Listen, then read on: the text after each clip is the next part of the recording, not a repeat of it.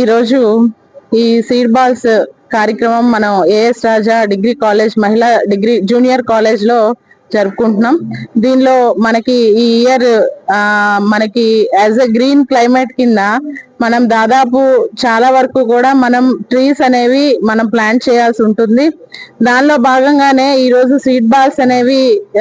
మన ఏఎస్ రాజా కాలేజ్ తరపు నుంచి ఈ సీడ్ బాల్స్ మన ఎన్జిఓ గ్రీన్ క్లైమేట్ రత్నం గారి ఆధ్వర్యంలో ఇదంతా జరగడం చాలా సంతోషకరంగా ఉంది. అలాగే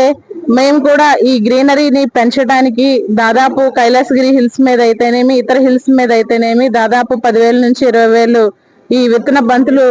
మనం కూడా అక్కడ నుంచి ఆ కార్యక్రమం ఎన్విరాన్మెంటల్ డే రోజు చేయడం జరిగింది. మన గౌరవ ఎంసీ గారి ద్వారా అలాగే గౌరవ చైర్మన్ గారి ద్వారా ఆధ్వర్యంలో మనం ఈ విఎంఆర్డిఏ తరపు నుంచి ఈ విశాఖపట్నంలో గ్రీనరీని పెంచే దిశగా చాలా వరకు ఈ సీడ్ బాల్సే కాకుండా ఎవెన్యూ ప్లాంటేషన్ అలాగే గ్రీనరీ కూడా ఈ ఇయర్ నుంచి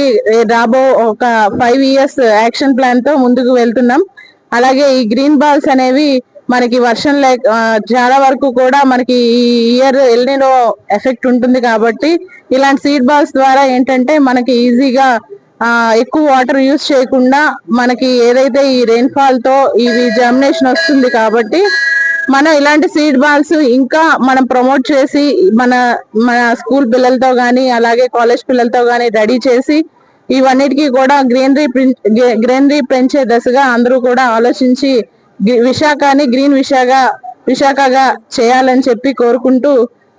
విఎంఆర్డిఏ తరపు నుంచి అందరికి కూడా ధన్యవాదాలు తెలుపుకుంటున్నాను.